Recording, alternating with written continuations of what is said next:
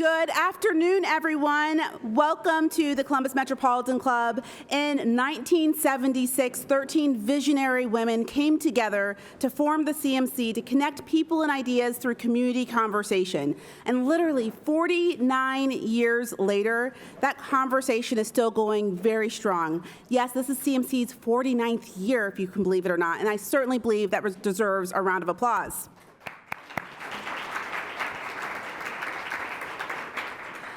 I'm Sophia Pfiffner. I'm the president and CEO of the Columbus Metropolitan Club, and thank you so much for those of you who are tuning into our live stream. We greatly appreciate your viewership. We're coming to you from the View Columbus and the Brewery District.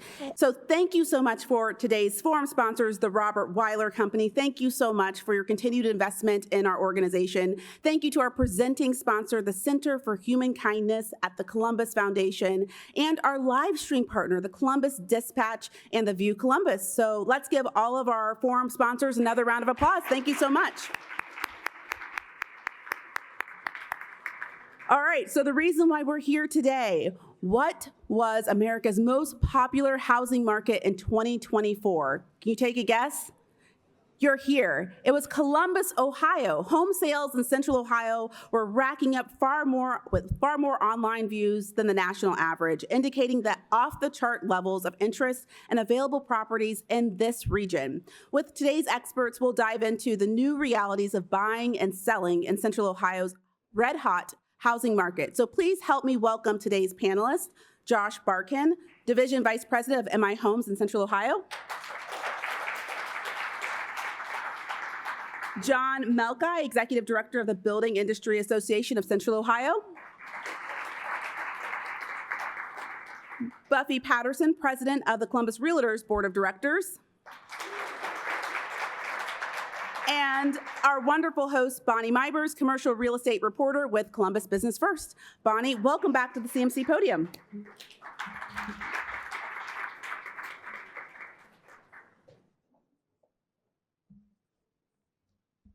Sorry, I'm a little taller than Sophia. Thanks, Sophia, and thanks to all of you guys for being here today. Like Sophia said, my name's Bonnie Mybers, and I write about real estate for Columbus Business First. And if you're like me and have tried or somehow actually bought a home in Columbus in the past couple of years, I'm sure you're familiar with the headache that it can be to be living in such a hot market. And I know this is a topic that's top of mind for a lot of people, so want to just jump right in and hear from our panelists. As Sophia mentioned, and I'm sure you guys know, Columbus topped realtor.com's most popular housing markets list in 2024. Josh, we can start with you. How did we get here? What's driving this? And do you think this will continue into 2025 or continue into this year? Thanks, Bonnie. And thank you, Sophia and the Columbus Metropolitan Club for having us all today. This is a really unique conversation at an important time in Columbus as a lot goes on. But, you know, I think Columbus is at a really interesting spot. There's two, I think, major dynamics that are at play right now. The first is Columbus is growing and has jobs and business coming here in a way that hasn't in my lifetime. And I say a lot of times that Columbus in a lot of respects has grown up with me. And it's coming and it's exciting and people want to be here and they're considering leaving the coasts and coming to Columbus. And Ohio State students want to stay here as opposed to go to Chicago or New York for maybe the first time. The other side of it is we have a real supply issue, a real inventory problem in Central Ohio. And that is driving prices up. It's driving demand. It's very, very difficult. And we need to overcome that and work through that, which we'll talk a lot about today. But those two things in play make it a really interesting dynamic. I think that it will continue into 25. I mean, none of us are, can predict where rates will go and what else will happen in the economy. But it feels slightly different than last year when things just came out of the new year red hot blazing. But I think Columbus has a ton going for it. And this is MI's home for 48 years. And we are really happy to be headquartered and have a major investment in Central Ohio and look forward.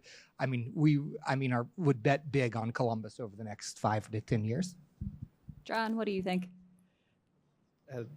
Good afternoon, and thanks for having me up here today.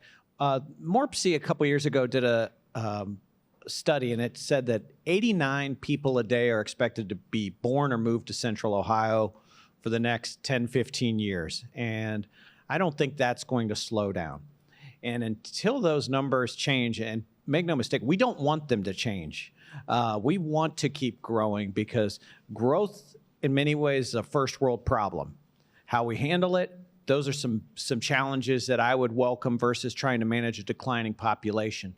But while our region continues to grow, housing is going to be a hot topic for us to tackle. And I think it's important for us to put that in context of not just the Midwest, but the state of Ohio, where 60 plus of our 88 counties have lost population. And then you look to the Central Ohio region where population keeps growing. And in many ways, we are, we're growing, but we're growing at really a measured clip. I like to say Columbus is the fast, slow kid in terms of population growth, right, compared to the rest of the state. What we have is a good thing. Population growth is good. Growth is good. How we manage it, though, is going to say an awful lot about us as a region and for us as an industry. So I expect demand to continue because people want to be in this region. They want to be a part of the diverse economy that we have. We're not tethered to one industry. We have options all around. That's going to make us a resilient community. And now it's up to us to meet that challenge of making sure that, as we say at the BIA, a home is where a job goes at night. We've done a really good job of bringing those jobs. We need to focus on making sure that everybody who works in those jobs, whether on first shift, third shift, to have a corner office, or work behind the scenes, that they have a place to live. And that's an exciting opportunity for all of us in this room to be a part of in this region. I think the only thing that I would add is one of the things we do really well in Central Ohio is partner. And so, we have these organizations here, our builders, our lenders, our community organizations, obviously the realtor organization. We know how to work together to get things done. Housing and housing affordability is a real concern here in Central Ohio, but it is a good problem to have in some ways because there is demand here. I think, Josh, something you talked about earlier, so I grew up in Columbus as well. And so to watch how Columbus has transformed over the past 50 years, phenomenal. Would have never thought that we would look like what we look like today when I was a child. And I can't imagine with all of the industry that is coming into our area, all of the technology that is coming to our area, what we will look like 50 years from now. It will be much different than it is today. And so because we do work well together in community and as organizations, putting those plans together and figuring out the next steps and the best ways and what type of housing people need is really, what we need to do. So. And I did want to ask you guys, let's start with Buffy, since you're the realtor on the panel. Could you talk about how the typical Central Ohio home buyer has changed over the years? Are they older? Are they from out of state? Central Ohio, we have our college students who have, decided to stay. But overall, and this is not just within Central Ohio, it is a Central Ohio thing, but it's also a national thing. First-time home buyers are getting older. So the average age now of first-time home buyer is 38. It was 35 last year, and it's been as low as 26 to 27. Second-time home buyers, on average, are 61 years old now, used to be 58. So people are coming into this market and they're waiting before they purchase a home. It's interesting, it's the same on the seller side. People are selling later and people are staying in their homes longer. We are seeing folks come into Central Ohio from places like Tennessee, Chicago, the West Coast, the DC area. And some of those areas, the cost of living is different than it is here. So what we may deem as unaffordable, they think is, a steal. And so that is the other challenge when we have folks coming in from markets that have a higher cost of living than we do. That can also drive up prices here because their expectation is different. And it's an expectation that, obviously we're going to have to figure out how to deal with.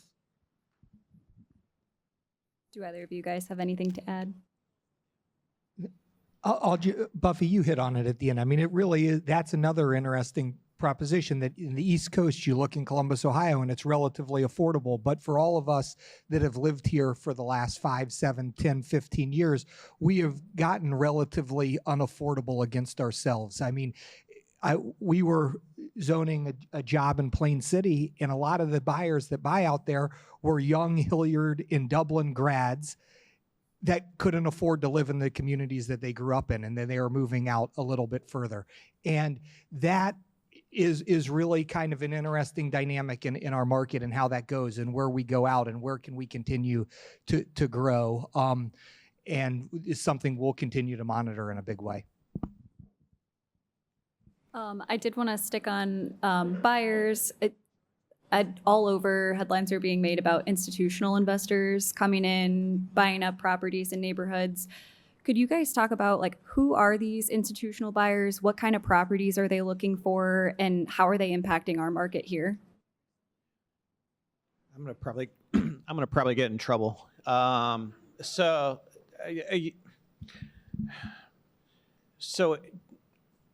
the term institutional investors really become a hot topic in terms of private entities buying up more in the single family market properties and then putting them out in the for rent market. And I've done a lot of reading, and the BIA, we kind of drown ourselves in reading studies after studies. I would tell you, on a micro level, it could be an issue on a block or a certain street, but on a macro level, our institutional investors in the U.S. hold about less than 3% of single-family homes and properties. So in many cases, what we're seeing is institutional investors being made kind of the boogeyman of the housing market. But here's the reality. Why is the housing market attractive to institutional investors? It's because there's not enough supply out there. So if your goal is to end institutional investors and investment in properties, I think the way to do that would be to allow for more homes to be built. And at that point, you would see rents probably stabilize and decrease, and prices probably stabilize and in some places decrease. And when you do that, it becomes less attractive to quote unquote institutional investors. Now, I'd also say that in many cases, folks who are buying properties, they are not taking them necessarily. It's not like they're taken out of inventory. They are still in the market for circulation and for rent. And that's something to keep in mind, whether it's a rental property owned by, I think most rental properties in the United States are owned by people who own 3 or less properties. That's a vast majority of rental property ownership in the United States. So it is a hot topic, and in a tight housing market, that is clearly something that people talk about. And I think institutional investors may be the only other business in the United States that is less popular with the general public than Congress or developers. And so I think that is just, the facts would say on a macro level, it is not a significant issue. And what we should be focusing our attention on is supply, supply, supply. On that supply topic, could you talk a little bit about, from the builder's perspective, what's causing us to not be able to build enough homes, or is it labor, material costs, other things? Yes, absolutely. And this is what John and I spend most of our time working on. I mean, I put it in 2 big buckets: is zoning, land use issues, and infrastructure issues in Central Ohio. And and they're different issues in different places. Some have really good zoning, but some have real challenges on the engineering and infrastructure side. Some have pretty good infrastructure, and they have real challenges on the zoning side. So the state of Ohio is what's called a home rule state, and there's, there's 40 zoning jurisdictions within greater central Ohio area. In Indiana and Indianapolis, the unincorporated areas of the county are zoned at the county level as opposed to the township level. And that is a challenge. And it gets so micro, it's very hard to see the greater good and go. The other hand is the infrastructure. If you look out east in Licking County, it's just the inability to have central sewer and to drag sewer somewhere. For a long time and historically in Columbus, we grew because Columbus provided sewer. The suburban ring around 270, the Gahannas, New Albany's, Worthington, Westerville, Hilliard, Dublin, Grove City, Pickerington are all sewered by the city of Columbus. As Columbus has stopped annexing and stopped being a central provider of sewer service outside of that, it's become real challenging. And where does it go? Delaware County, the county has a really strong sewer program, but they're very divided because the zoning is much harder, but you can get sewer there. In these other places, you start to see Madison County going to a regional level. Marysville plays in a regional sewer level, but it's still very, very challenging. And I think if we can make strides, we have to make strides. If we don't make strides in those two areas, it will be very hard to keep up. And then at the risk of going on too long, the last thing I will add is, I certainly see housing as a spectrum from true government subsidized affordable housing on one hand and $1 million homes on the other. And where we are lacking the most right now is middle class workforce housing. And when you don't have that housing, everything else gets compressed. The people that are in a government subsidized house doesn't have the ability to move out and move into a 80% AMI apartment, into a market rate, and ultimately buy a home. And you start to see houses around the community here that should really be at X are X times 1.5, and it doesn't make sense. So at MI, we believe we serve the workforce pretty broadly, but we need to be able to do more, and zoning and infrastructure.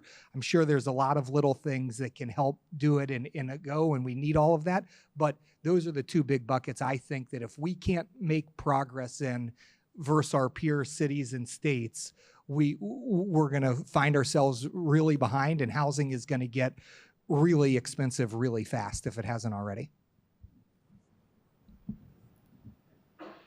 I think there's kind of, there's two conversations and they're tied together. One is zoning and approval of homes, and two, what it does to the cost of the homes that we buy. Josh and I were looking at a report this week. The average new construction home in Central Ohio is now over $500,000.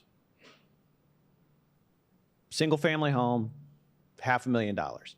When you look at Nashville, we're more expensive than them.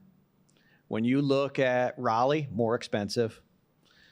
Cincinnati, significantly more expensive. And Josh mentioned Indianapolis. If you drive 3 hours west of here, Indianapolis, by almost all accounts, is a peer market.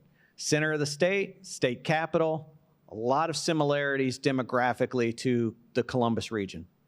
They're going to close the year, and these are preliminary numbers, building about 3,000 more single-family homes than we built at a cost of just under $400,000. So it's $100,000 more to buy here. And then for your existing market, an existing home in the Central Ohio MSA, roughly, and Buffy would probably know these numbers better than I do, but you're in the upper 200s right now, close to 300,000. 335 and 360. 335 and 360 for an existing home. Indianapolis, you're in the 280s, 270s.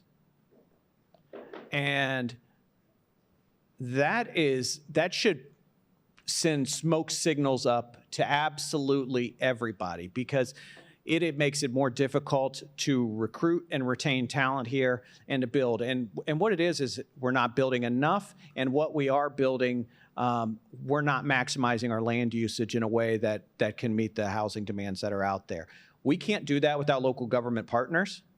And yes, there's some changes that need to happen at the State House. I'm very skeptical of changes in Washington, D.C. helping us build more homes in Columbus, Ohio in the short term. This is on us. And, Buffy talked about our collaborative nature in Central Ohio to start. I think that's where it's going to take. And can we get communities to say, yes, we're going to accept more housing and diverse housing? Because there are communities that will accept certain types, but not all types. And they're like, yeah, hey, put that in Columbus. We're good over here. And that's the wrong way to look at housing. We don't want to get into, one of the great things about this region is affordability and accessibility historically. And we don't want to lose that. And we're getting into scenarios where people have to drive to qualify. And that poses a threat to us. So we've got to pick up the pace on our permits. We should be building between 17 and 19,000 homes a year. We're going to be around 11,000. And that's been a persistent 6,000 to 8,000 home deficit for more than a decade. And that has to change. The only other thing I would add is I do believe, and you all can tell me if I'm wrong, but materials costs have gone up significantly since the pandemic. Additionally, there is a shortage of good labor. So there's a shortage of labor, period, and then there's a shortage of skilled labor. And so I think that those things also contribute to the increases. To your point, John, we do need to be a little more creative about how we find solutions to some of these issues. I think the introduction, and there's conversations that are happening, are starting to happen here in the state around like accessory dwelling units. So utilizing a garage, an attic, adding a structure to your home and having it be a separate dwelling is a possibility, but people just have to kind of be open to not what we're used to. Everybody can't live on an acre. We got to figure something else out. But, an interesting kind of example of that would be basements. Historically, Central Ohio was a basement-led market where everybody had a basement. But if you look at some of the markets like in Indianapolis, a lot of homes built on slab on grade, so no basements. And we're starting to see more of our new construction products move to that. Builders are really good at designing the houses now, plenty of storage. I lived in the South for a while as a kid. Nobody has a basement in the South. People seem to be okay. Maybe we just need to declutter our houses a little bit and get rid of. But that's an example of changes that we're starting to see for affordability purposes in the market. John, you're exactly right. This slab has become new. AMI had not built slab homes in Columbus, Ohio, and I don't maybe ever, but many years, and we are doing that now. We hadn't really built townhomes in a meaningful way, attached townhomes, and we're doing that now because it brings the price point and gets people in. But Buffy, you started to touch on it. The one thing, I said, we need to make zoning change. What does that mean? I mean, the first step in that is embracing this concept of density. Density cannot be seen as a four-letter word. We need to embrace it. And in most of our surrounding areas, we're building at 1 to 2 units per acre, which is incredibly low. I mean, most people would say, oh, Grandview or Bexley, you like those areas. I mean, those as a whole are 4, 5, 6 units to the acre. In a lot of respects, there's more houses between downtown and Bexley than there are in huge swaths around in the ground in the surrounding area. And if we can't do that, it's going to be very challenging to overcome because density isn't bad. It doesn't necessarily mean more clutter. It means you're using your land more efficiently and building things to the market. You guys have all touched on zoning and policy changes. Columbus recently updated its zoning code. I'm wondering if you could talk a little bit about how you see that maybe impacting housing supply or the ability to bring more houses online. I think it's an important first step, but I want to be clear, it's a first step. And I think less than 10% of the parcels in the city were actually rezoned. But Columbus, having not updated its zoning code since the Eisenhower administration, I think probably a good step. And And I think it was important to focus on the corridors. You have Link Us that passed in the fall. There's a lot of good momentum around there, but it can't stop. And it can't stop because, again, what was zoned was very few ultimately parcels in the city.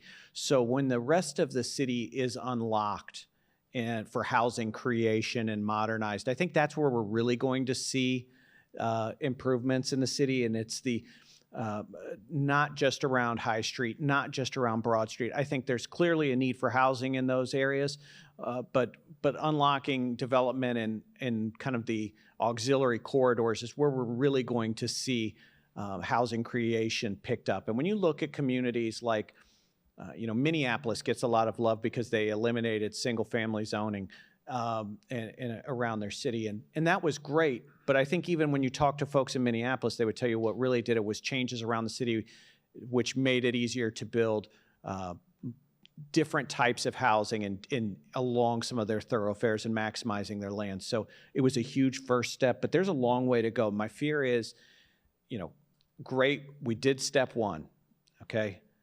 We cannot wait for step two. We cannot allow ourselves to be so happy that we did step one.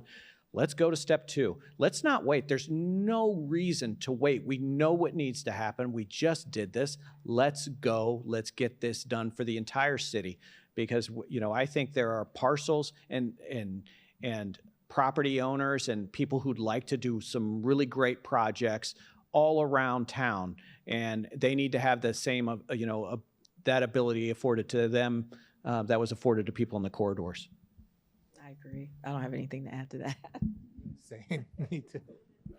Not to pick on you, John, but you also mentioned, and feel free to jump in, Josh and Buffy, but, state policies, some sort of like policy change could maybe unlock housing for other folks. Could you expand on that a little bit? Yeah, there's a couple of things that I think the state could do to make housing creation easier and more productive. So just a couple of things right off the top. Josh touched on infrastructure. We need to appropriately fund infrastructure in the Central Ohio region and across the state because it's cost prohibitive for people to build new communities. When I started with the BIA, I had no idea that I would spend this much time thinking about sewer. But I do, and that's one of the most critical factors that developers face is if they can't connect to a sewer system and water system, the house doesn't get built. How do we do that in a growing region? Some of this is reform. Josh touched on this earlier about the difference between other states and Ohio. We have said that in most other states, townships don't zone. They do here. That's a challenge. Not one that we actually agree with. We think it should be done at the county level. But let's remove that from the equation and say you're not going to remove township zoning. We are one of two states that allow referendum on zonings in the way that we do. One of two. The other is West Virginia. We're the only two states that operate the way that we do that. In communities, they can put a zoning project on the ballot and then vote it down. They never pass. Never. In the development housing creation favor. They are almost always overturned. So what you have is we talk about elected officials making tough decisions on housing.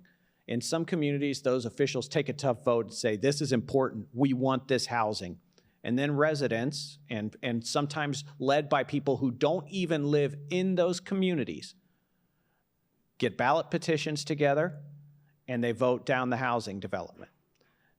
Just as a personal level, I don't know that in the last days of your life that you want to say, man, one of my greatest accomplishments was preventing somebody from having a house. But you go out, you guys, they do you. We need to change that. I think there are other programs and things that we need to do to expedite zoning and annexation reform. Those are all things that need to happen, and Ohio is a little outdated on. Again, I don't think this is malicious by people at the State House. I think what we have is a scenario where our region is growing and facing different challenges than some of our legislators from the other 88 counties are. So it's our job to educate them and get them to understand. I will tell you, I talked to the Ohio Mayor's Alliance and the Municipal League, and I had heard this. They said, well, housing's a uniquely Central Ohio problem, one of the speakers at the conference. So then I got up and I said, well, show of hands, how many people thinks housing's an issue in your community? Every one of them. We have more than, I think, 60% of the houses in the state of Ohio were built before 1950. Sometimes old's historic, and sometimes old is old. And we need to change. We need to incentivize development in areas around the state where maybe traditionally they've been left behind in terms of new housing creation. We can do that. Those are a handful of things that could happen at the State House.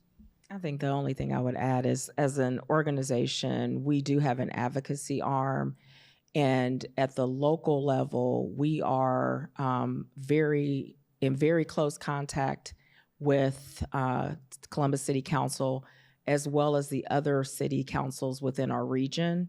And at the state level, we have a government affairs director who is at the State House daily. And so we're aware of these issues, and we are constantly raising these issues to try to get legislation passed that will help move things forward. I'd say one other thing, and you started to go there, John, that the state can help with is, some of these small communities, I get it. It's challenging to think that they may have had 1,000 residents before MI shows up in the neighborhood or Intel gets dropped in your backyard, and you don't have a planner, you don't have the money to even put a plan in place. I get that. I mean, that's hard. How do you do that? You feel like you're just getting bombarded. But that's where I think the state can help incentivize as well, that if you can adopt certain planning policies, you'll hold to certain density requirements, that there should be money available to help on those things, to help through growing pains, because you're in a small community. I was on a panel with Councilman Hardin a few months ago, and his job is very, very hard. But when you go down to Columbus City Council, first of all, you got to be willing to drive down there, park around the corner, come inside. It's intimidating. You're on TV. You can't really get close to anybody. And it's hard to go speak up there. In most of the places I'm in a zoning meeting is a 20 by 20 room that may have a total of 1,500 residents. On Friday night, the planning commission member and the resident will be at the local bar or pizza place together next to each other, and it's their friend and neighbor. I mean, even the strongest leader, that is hard leadership. And we have to find a way to bridge that and to give people the tools to educate their constituents and help them stand up. And, a lot of times you won't see even the area commissions in Columbus. There's no legal counsel there. There's no one from the city attorneys, and a lot of respect that is there. And so if a neighbor comes in really fired up, he can almost say and do whatever he wants. And there are effectively no rules, because it's just a colleague trying to control it. And that is a really tough way to make progress in housing. And so I think the state, by helping make it not feel so micro and so local and incentivize that and give these places the tools, can really take a step forward. Thanks, Josh. Thank you all. It's CMC's longstanding tradition to take audience questions. We'll move to questions from our live stream and in-person audiences here in a minute. So if you have a question, you're here with us in the room, make your way over to Doug at the microphone over there. If you're watching online, please type your questions into the chat. But before we take audience questions, I did have one more question for you all. And Josh, we'll jump back to you. Where do you see Central Ohio's housing market in the next 5 or 10 years? Are we going to see a correction? Are we going to remain red hot? What do you think? Well, despite our John and my and Buffy, that we need more. I've been talking to a few people recently and candidates looking to work for MI and working in Columbus, and there is no other city in the Midwest that I would bet on over the next 10 years. I think we will continue to grow. We have great schools, we have great healthcare, we have great talent. We're proximate to so many things. Our weather is not great right now, but is relatively mild, and we really have a lot to champion. And as a younger person that started my family here, there's no other community, certainly in the Midwest and maybe even the country, that I'd want to raise my kids. And I think that it hopefully will loosen up. I hope that it stays red hot because people continue to want to be here, not because we have supply issues. And my advice is, I mean, if you buy a house, I mean, until we figure out the supply issues, prices are only going up. And I'd buy now and bet on Columbus. Buy now. Seriously though. So you use the term red hot.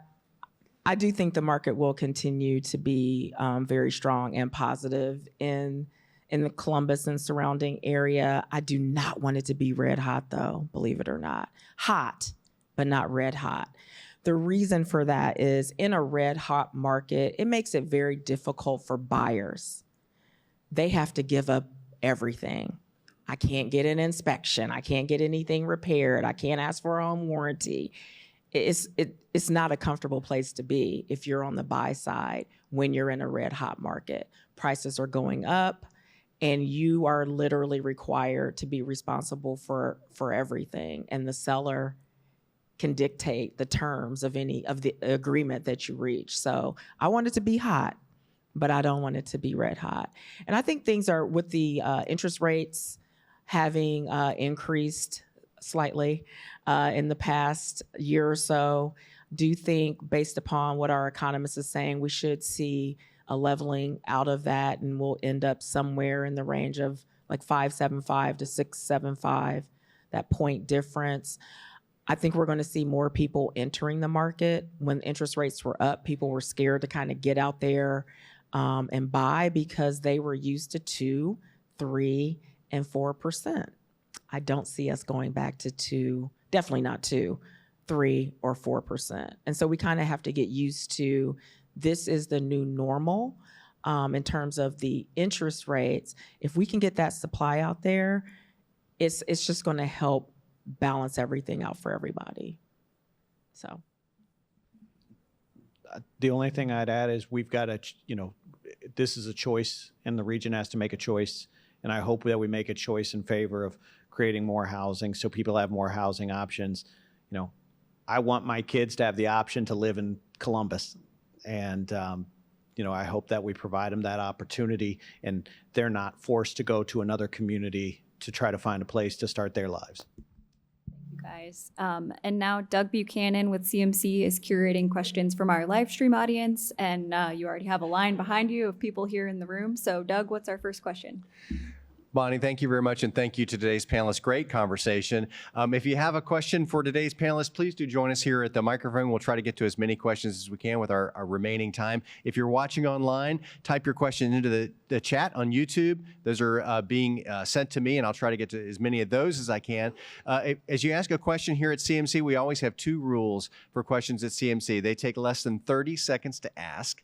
And what punctuation mark does a question end in? It ends in a question mark. Thank you. All right, I'll start us off with this one from Steve Swift. How is the building industry prepared to deal with the incoming administration's promises of mass deportation when it comes to the labor needed to continue building new residential inventory? I'm going to let John answer that.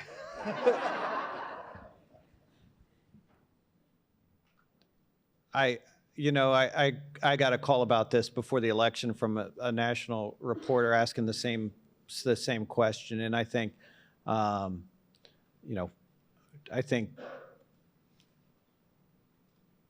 I've heard some of our builders say, we should put a trade school right on the border, and embrace folks who are here to make a living and to build our communities. I'm not sure that we'll actually see mass deportations off of job sites in the way that the question was asked. But I will tell you that when you look historically at construction companies across the United States, they often have ethnic names or immigrant names, whether they were Irish or whether they were Italian, or whether now they're Hispanic. Our industry has always embraced newcomers to this country who want to work and want to be a part of a great industry, and we're going to continue to do that. You know, and I guess our folks and our subcontractors do everything they can to make sure that folks are, you know, doing everything appropriately in the right way. So let's hope it doesn't come to that. We need to embrace people working and who are here to build a life for themselves and their families. Karen Huff, founder and CEO of Improv Edge. We provide consulting, training, and coaching for executives around the world. So I also love data, and Buffy, you mentioned the next 50 years. And what I have been watching for quite a number of years now is what's happening to our world as we see LA and the rains and other places. We find that Columbus in Central Ohio is actually going to be a very safe place and continues to be so, which says that we will probably be a target for climate refugees. So my question is, there are a lot of impacts that could suddenly come upon us like that. And how do you see that impacting our housing market? Thank you. So that's a great question that I do not have the answer to. But I mean, realistically, if you think about the fact that we are already an attractive region, we do already house and have housed refugees for other reasons in the Central Ohio area, is something I guess that we're going to have to take into consideration. And I'm a planner by nature, and so I actually appreciate the question because it gives us something else to think about as we are planning for the future as an organization. We have an opportunity to have refugees here who are impacted by the environment. And what does that look like for Central Ohio? So I appreciate the question. I don't have the answer. I think for that issue specifically, I think of a couple things that come to mind that probably doesn't answer your question, but that we should be thinking of. The development community and the environmental community have always had an interesting relationship. And I will say this, as this growth continues to come, Josh used the term density. I've been at the BIA 7 years, 1 month, week or so. And the amount of times I've seen somebody from the environmental advocacy community show up at a project and ask for more density is 0. Okay, so if we want to preserve our green space and we want to preserve our natural resources, density is a way to do that while accommodating growth and maintaining housing affordability. So I hope that community, and we're starting to see a change a little bit. We need to start seeing the environmental community advocate for responsible housing options and densities that are appropriate for our region. And the other thing I would add is we also need to be careful, though, of our built environments and I guarantee you that a new home built is probably going to perform better from an energy efficiency standpoint than an older home. They just will.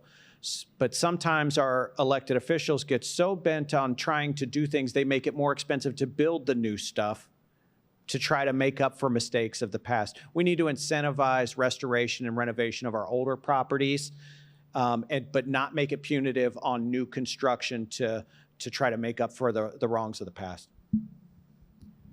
Thank you. We have about 10 minutes left. Speaking of density, Julia Keckstein asks, Bobby Schottenstein has been preaching density for years. Which community is listening and acting? I defer all MI Homes questions to Josh. Well, I'm glad they phrased it like that. At least one of his employees is listening. So, there's a couple examples. First of all, Columbus has started to embrace density, at least more so than the surrounding areas. That may not be that it's great or anything, but Columbus, at least now when you're down there, the discussion is less about is it 3, 4, 5, or 18, 20, 26 units to the acre, and has started to embrace that. I think Reynoldsburg is a really good example of somebody that in the last 5 or 6 years had the desire, had the initiative to undertake a revamp of their zoning code. And they did it, and it's really worked. I mean, we've had 2 great jobs, one really recently in the last 60 or 80 days, may have even read about it in Business First, that was approved out there. And the process was fast, was seamless. We knew what we were there. And again, we don't try to change the rules. We just need to know what the rules are and how to get through it. It's when there's gray area and things change and people have different discretions that can delay 60, 90, 120 days. I mean, that makes a real difference, because think if you're a property owner that you want to sell and MI is telling you, well, I need 2 years of time and I'm not really going to give you anything until the end of that because I'm spending a lot of money to see if I can even get something done. That's a tough pill to swallow as a property owner. So I'd say that those are some decent examples, but other places need to really kind of keep going on that front. My name is Brian Urbanski, and I'm the co-founder and executive director of the Ivory Affordable Housing Foundation.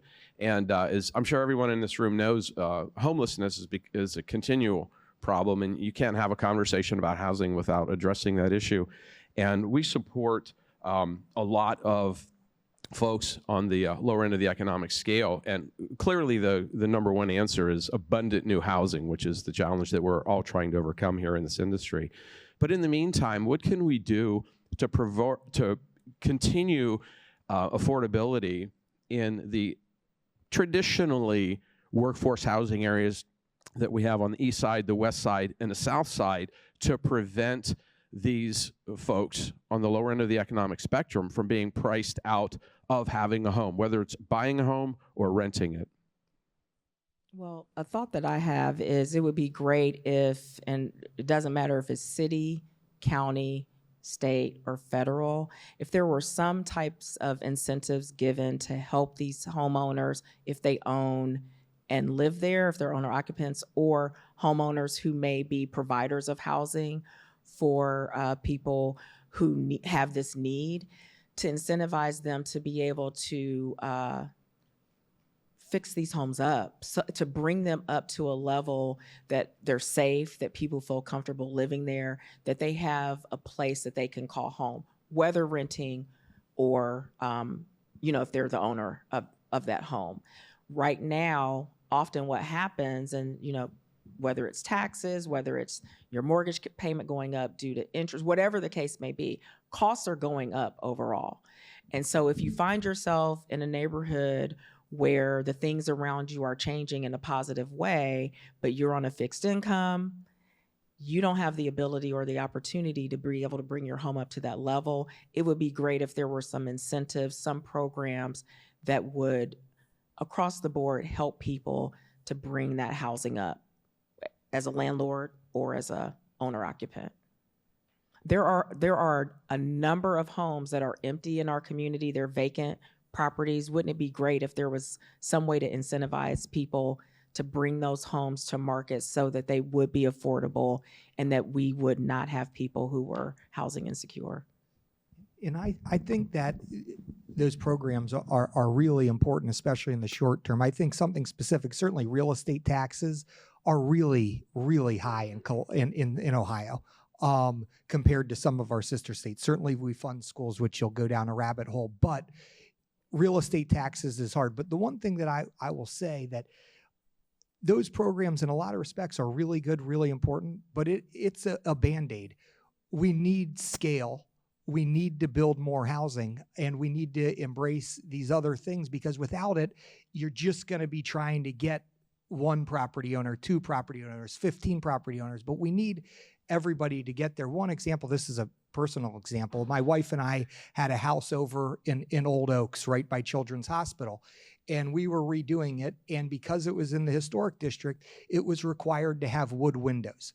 So you have to understand, if we build a $1 million home at MI, it doesn't have wood windows.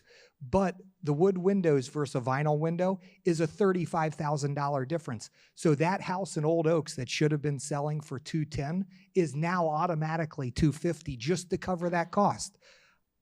You can't make progress. You can't get people relief when that's what they're up against in the neighborhood they've been in. So I think we really have to, big picture, I mean, certainly have the programs do that, but we have to find a way to have more supply in our market.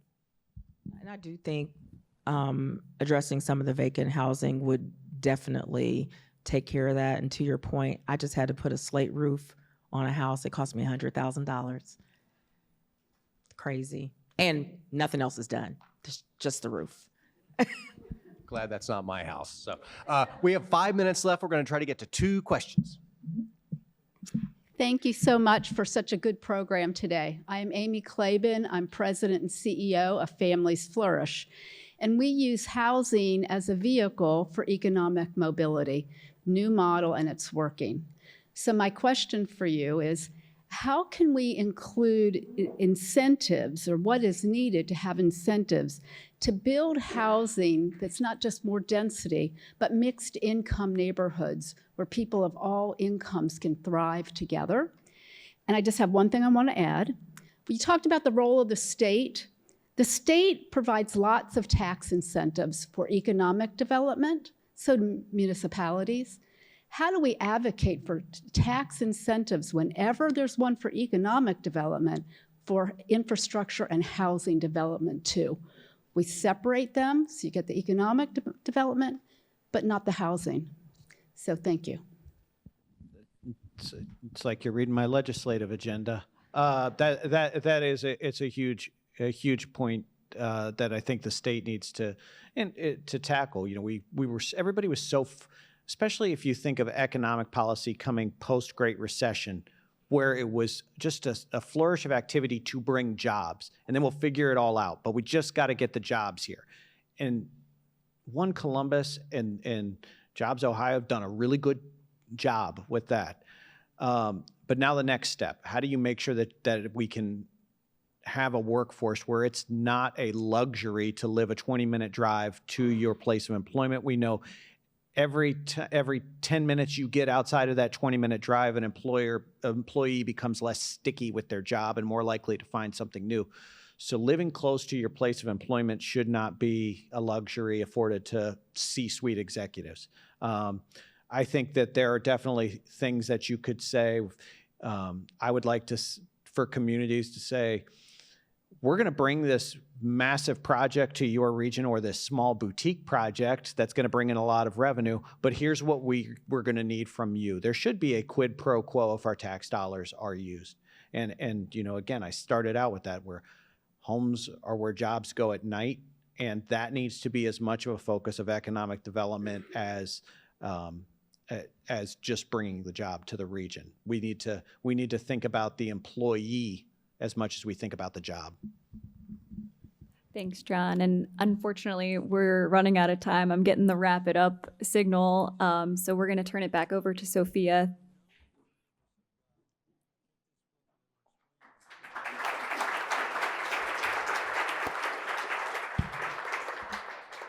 All right. Wow. Thank you so much. Thank you, Bonnie. I really appreciate your questions today. I hope that everyone found today's conversation incredibly exciting and insightful. I learned so much about our housing market and also the questions from our audience. I love when people ask such diverse questions because it always takes the conversation one step deeper. So I would like to thank today's sponsors, the Robert Weiler Company. Thank you so much for being here. The Center for Human Kindness at the Columbus Foundation, and most importantly, our live stream partners, the Columbus Dispatch and the View Columbus, for making this happen. We are so incredibly thankful to them, but most importantly, we're thankful to each of you. So let's give them one more round of applause. Josh Barkin, John Malachi, Buffy Patterson, and our host, Bonnie Mybers. Thank you. All right, so we have a lot of exciting topics at the CMC every single week, and I am very sorry if you have not already purchased your ticket for next week's conversation that is at the View. We are sold out. It is the Central Ohio Hospital CEO Roundtable, but you can still buy virtual seats, so feel free to do that and join us online because we couldn't do these conversations without each one of you. Thank you so much for being here and have an amazing afternoon.